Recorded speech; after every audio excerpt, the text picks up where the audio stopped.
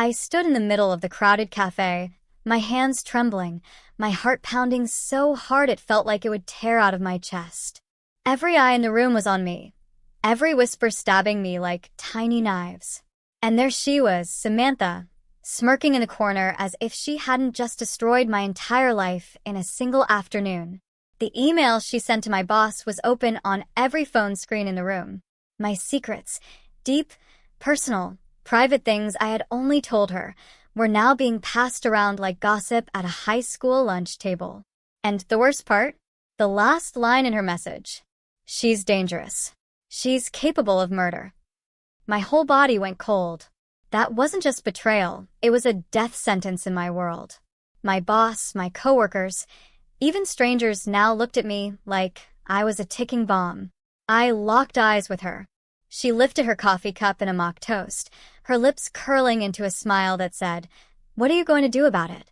Oh, I knew exactly what I was going to do.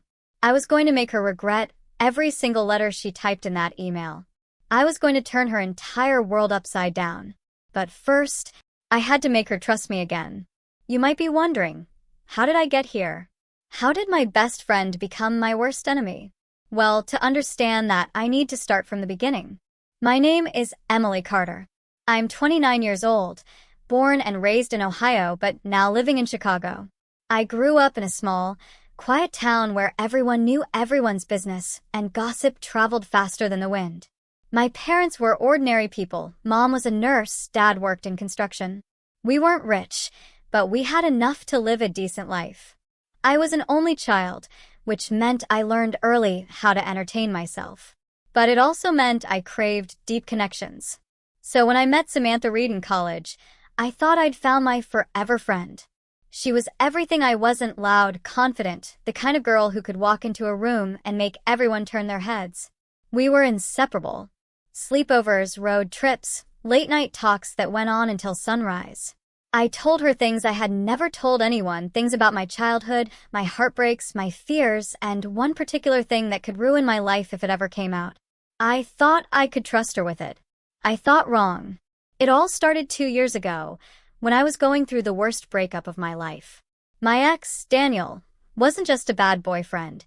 He was the kind of man who could ruin you if you crossed him. He was charming in public, but cruel behind closed doors. The night I finally left him, something happened, something I've never told anyone except Samantha. For months after, Samantha was my rock. She'd bring wine to my apartment, listen to me cry, distract me with stupid jokes. I thought she was doing it out of love, but now I know she was collecting every tear, every confession, like ammunition for a war I didn't know was coming. The first sign of trouble was small. She started dropping little comments that felt off. Like mentioning something I told her in confidence during a party, making it sound like a harmless joke, but watching my reaction closely. Then came the bigger red flags. She began hanging out with people who didn't like me. People I'd told her had tried to ruin my reputation in the past. I should have walked away then. But I didn't. Because that's the thing about trust. You don't realize it's gone until it's too late. The night everything changed was a Friday. I was home alone when I got a phone call from my boss, his voice tight and cold. "Emily," he said, "we need to talk. Now." When I got to the cafe, I didn't know Samantha would be there. I didn't know she'd be sitting in the corner with that smile, watching my life burn. My boss slid his phone toward me, and my stomach dropped. There it was, an email from Samantha, spilling everything I'd ever told her. But she didn't just share my secrets. She twisted them. She made me look dangerous. She made me look like a criminal. And then one sentence that froze my blood. She told me herself what happened to Daniel the night she left him. "If you look into it, you'll find the truth." My mind raced. She couldn't have, could she? If she told anyone the truth about that night, my legs went weak. I gripped the table, my nails digging into the wood. But before I could say anything, my boss leaned in and asked the question that would change everything. "Emily, did you kill him?" And that's when I knew this wasn't just betrayal. This was war. I opened my mouth to answer. But then the police walked in. They were looking for me. 2 uniformed officers walked straight toward me, their heavy boots thudding against the cafe floor. The entire place went silent, the air thick with curiosity and judgment. I could feel every single stare drilling into my back. "Emily Carter?" the taller officer asked, his tone flat but his eyes sharp. "Yes." My voice was barely a whisper. "You need to come with us." My heart pounded so hard I thought I might faint. "Why? What's going on?" "You're not under arrest yet," the other officer said, "but we have some questions about the disappearance of Daniel Hayes." The name hit me like a slap. I froze. My gaze flicked to Samantha. She didn't even try to hide her smile. In fact, she looked satisfied. I knew right then. She had told them. She had taken the one night I trusted her with, the one night I swore I'd never speak of again, and handed it over to the police like a gift-wrapped package. The cafe blurred around me. My legs moved on autopilot as the officers led me outside. My boss didn't say a word. He didn't need to. His silence screamed everything. "You're finished here." They didn't cuff me, but they might as well have. Walking to that police car felt like a walk to my own funeral. Inside the station, they took me into a cold interview room. The walls were gray, the air stale. The fluorescent light above buzzed like an angry insect. I sat down, my hands clasped together, so tight my knuckles went white. Detective Morales walked in, a stocky man with a thick mustache and eyes that looked like they could read through skin. He dropped a folder on the table. "You were the last person seen with Daniel Hayes the night he disappeared," he said. "Care to explain?" I swallowed hard. "I told you before we broke up. I left." He leaned forward. "That's not what your friend says." My stomach twisted. "Friend." The word burned. "She says you told her something different. Something about a fight. Something about you losing control." I shook my head. She's lying. Morales opened the folder. Inside was a photo of Daniel, smiling, alive, his arm around me. Then another photo. Daniel's car, abandoned on a dirt road. "Emily," Morales said, his tone softening, "we just need to know where you went after you left his apartment that night." My mind screamed at me to tell the truth. But the truth was dangerous. The truth could land me in prison. So I lied. I went home. His eyes narrowed. He didn't believe me. They kept me there for hours, asking the same questions in different ways. I didn't break. But when they finally let me go, I knew this wasn't over. Outside, the cold air hit my face like a slap. I looked across the street, and there she was, Samantha, standing by her car, watching me.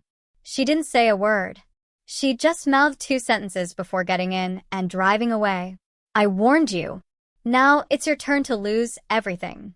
For days after, my life unraveled. My boss put me on indefinite leave while they looked into the matter. Friends stopped calling. Neighbors avoided eye contact. Even my landlord hinted that maybe I should consider moving on. The only person who seemed eager to talk to me was Samantha.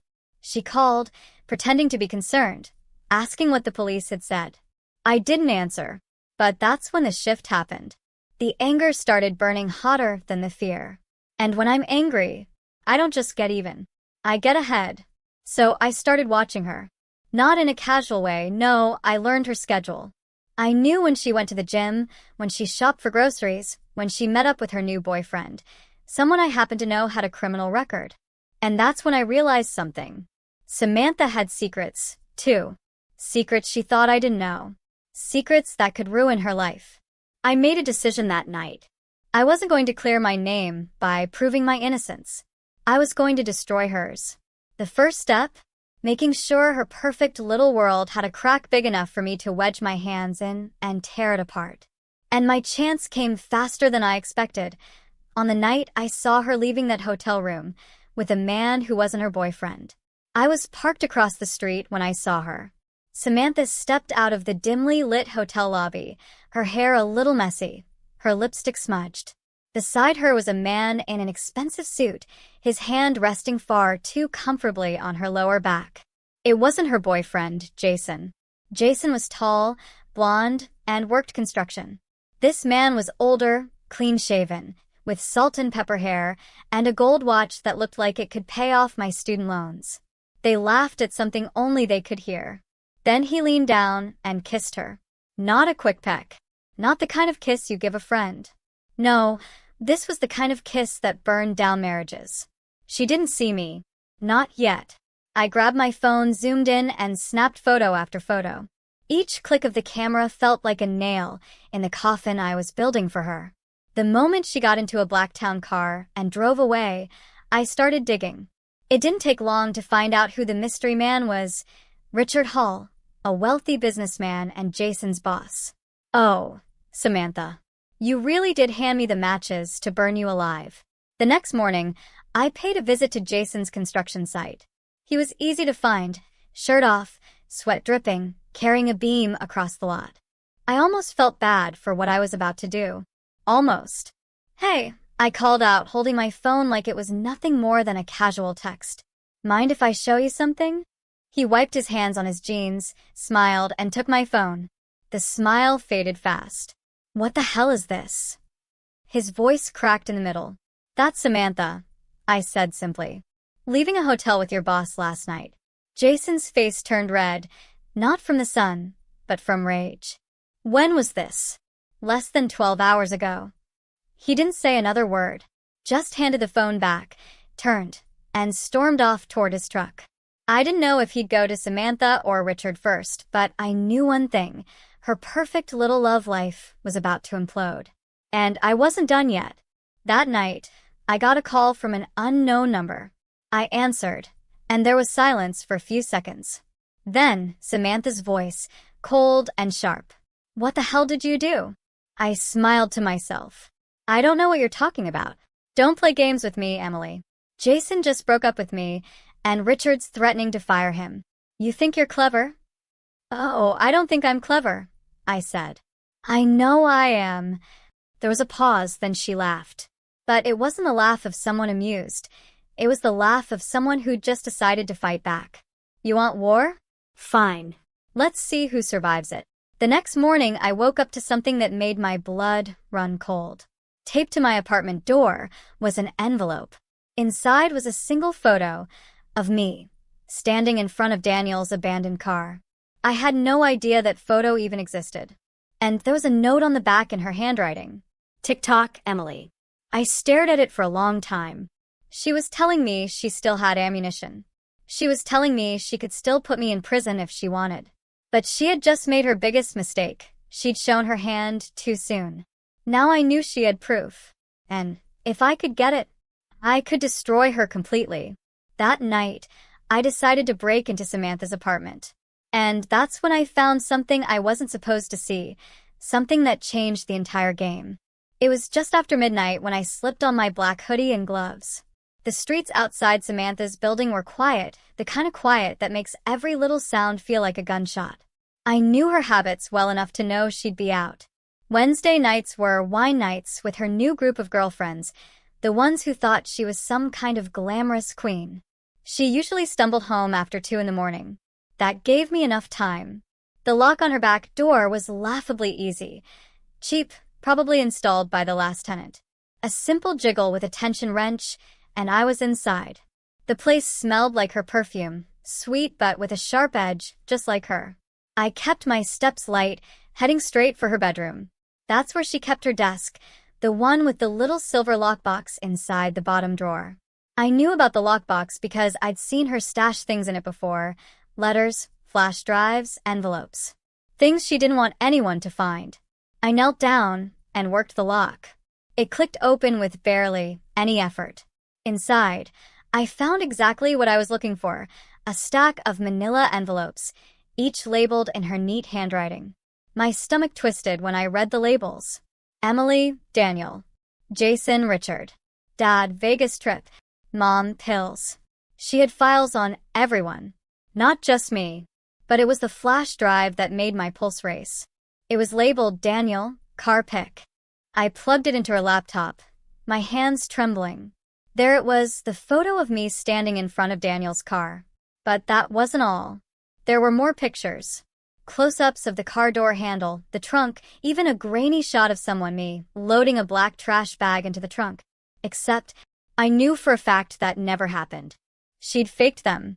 That was when the sound of a key turning in the front door made my blood freeze. I yanked the flash drive out, shoved it in my pocket, and closed the lockbox as quietly as I could. I slipped into her walk-in closet just as the door opened. Her heels clicked against the hardwood. She was home early. Too early. Through the slats in the closet door, I could see her toss her purse onto the couch and kick off her shoes. She muttered something under her breath, probably complaining about the cold. Then she stopped. Her head tilted slightly, like she was listening. I held my breath. She walked toward the bedroom. My heart was pounding so loud, I was sure she could hear it. She stepped inside, looked around, and then went to her desk. I watched her pull the lockbox out. She opened it. She reached inside. And then she froze. Her eyes narrowed. Her hand hovered over the empty space where the flash drive had been. Slowly, she turned her head toward the closet. We locked eyes through the slats. For a second, neither of us moved. Then she smiled slow, cruel. "You've made a big mistake, Emily." She reached for her phone. That was when I realized I had only two choices, run or make sure she couldn't call anyone. And I chose the one that would change everything. I moved before I could think, shoving the closet door open so hard it slammed into the wall. Samantha's phone was halfway to her ear when I lunged for it, grabbing her wrist. "Let go," she hissed, twisting hard, but I yanked the phone from her hand and threw it across the room. It hit the wall and shattered, pieces scattering across the hardwood. Her eyes went wide. Part shock, part rage. "You're insane." "No," I said, my voice low and shaking. "I'm done letting you win." She stepped back, but I stepped forward.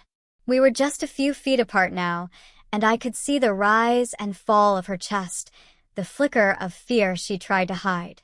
"You think you can ruin my life and walk away smiling? You think you can tell lies to the cops, to my boss, and not pay for it?" Her chin lifted, defiant. "You ruined your own life, Emily. I just told the truth." "That's not the truth," I snapped, pulling the flash drive from my pocket and holding it up. "This is a lie, and I can prove it." She smirked. "Who do you think they'll believe? Sweet, charming me, or the woman everyone already thinks killed her boyfriend?" Something inside me snapped. I grabbed her by the front of her blouse and shoved her against the wall. Her smirk faltered, replaced by a flicker of panic. "You don't get it, do you?" I said, my voice low. "Dangerous. You've got secrets too. I know about Richard. I know about your dad. I even know what happened in Vegas." Her eyes widened. "You." "Yeah," I cut in. "You're not as careful as you think." She shoved me back, hard. I stumbled but didn't fall. "Get out of my apartment before I really call the police," she spat. But I didn't move. I leaned in close, my voice barely above a whisper. "If I go down, Samantha, I'm taking you with me, and I promise, you'll wish you'd never met me." For a moment, neither of us moved. We just stood there, breathing hard, locked in a silent war that had no end in sight. Then, from the hallway outside, there was a sudden, heavy knock on her door. We both froze. The knock came again, louder this time, and then a voice, deep, authoritative, called out, "Chicago PD, open the door." My blood turned to ice. Had she called them before she got home? Had someone seen me come in? Samantha's eyes lit up with sick satisfaction. "Looks like your luck just ran out," she whispered. But then the officer's next words made her face drain of color. "We need to speak to Samantha Reed regarding an open investigation." I turned to her slowly, a smile tugging at the corner of my mouth. Because I knew exactly which investigation they were here for. The color drained from Samantha's face so fast it was almost satisfying to watch. She glanced at me, her mouth opening like she wanted to speak, but no words came out. Another loud, urgent knock shook the door. "Ms. Reed, open the door," the officer barked. My heart was hammering, but not from fear. This time it was from anticipation.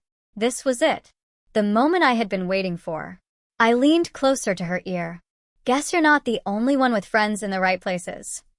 Her eyes widened in realization. "You." "Yep." I cut her off. Remember Richard Hall? Your little hotel fling? Turns out the wife of a wealthy businessman is very persuasive when she hears her husband's been cheating, and she's not above hiring a private investigator. I stepped back and folded my arms, watching as Samantha's composure cracked. She had built her life on controlling the narrative, on being the one who pulled the strings. But now, someone else was yanking them, and she didn't like the feeling. Another knock. Louder this time. "Ms. Reed, if you don't open this door, we'll enter by force." Her breathing turned shallow. "What did you tell them?" "Enough," I said simply. "Enough to make them very interested in that hotel meeting. Enough to make them start digging into all the things you've been hiding." She glared at me, but I could see it. Underneath the anger was fear. Real, deep fear. Finally, with shaking hands, she went to the door and opened it.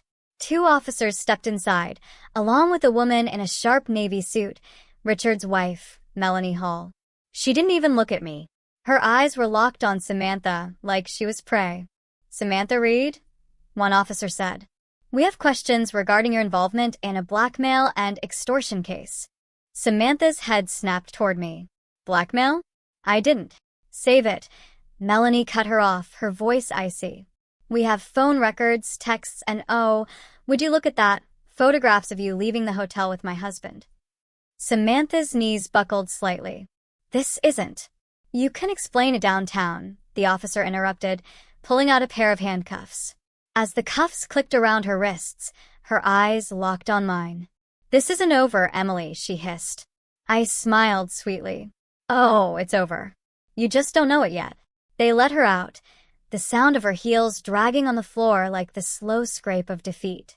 Melanie gave me a curt nod before following them. I stood in the middle of her apartment for a moment, letting it all sink in. The weight I'd been carrying for months started to lift. The flash drive was still in my pocket, my insurance policy in case she ever tried to crawl her way back into my life. By the next day, the gossip that once surrounded me had shifted entirely. Samantha's arrest was all over the news. Blackmail, workplace affairs, extortion. My name didn't come up once. It was poetic.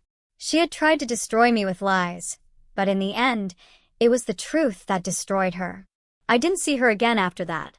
Last I heard, she took a plea deal to avoid a long prison sentence. Chicago is a big city, but small enough that our paths could cross one day. And if they do, I'll be ready. Because I learned something important through all of this. Trust is a loaded gun. You put it in someone's hands, and they can either protect you or pull the trigger. Samantha pulled the trigger. But I made sure I was the one who walked away from the smoke.